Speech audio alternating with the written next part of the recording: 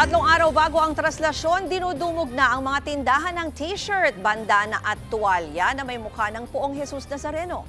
May Express report si Mobile Journal Ivan Tarinque. Habang papalapit ang pista ng Jesus Nazareno, muling lumakas ang bentahan ng mga t-shirt, bandana, pati tuwalya na may mukha ng poon.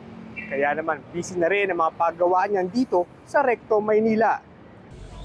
Sunod-sunod na ang paggawa ng mga t-shirt na may imahe ng Poong Nazareno sa Recto. Mano-mano at paisa-isa ang proseso gamit ang silkscreen at textile print. Maingat na iniimprenta sa mga damit ang disenyo ng Nazareno. 150 pesos lang ang bawat t-shirt. Pero para sa mga gumagawa at nagbibenta, higit pa ito sa hanap buhay. Hindi naman talaga ikaigla yun, sir. Ano ko na rin yan, devotion ko na yan sa Nazareno. Bukod devotion ko, kumikita din kami na mayroon din kami pumapasok para sa aming income namin.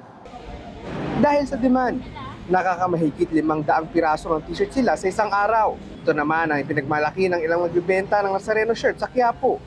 Ito sa amin, sarili namin gawa. Yung iba, bumibili lang. Hindi nila sariling gawa. Kung gusto naman ng deboto na mas tipid pa, pwede magdala ng sariling t-shirt o panyo at patatakan. 20 pesos lang yan. Heat gun lang ang gamit at ilang minuto lang, tuyo at handa ng isuot.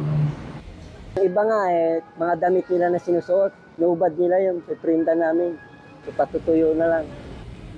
Para sa mga deboto ng Jesus Nazareno, ang pagsusuot ng t-shirt o anumang kagamitan na may imahe ng Poong Nazareno ay higit pa sa pananamit. Isa itong simbolo ng pananampalataya at debosyon. Nagbabalita mula sa Frontline. Mobile Journal Ivan Tarinque.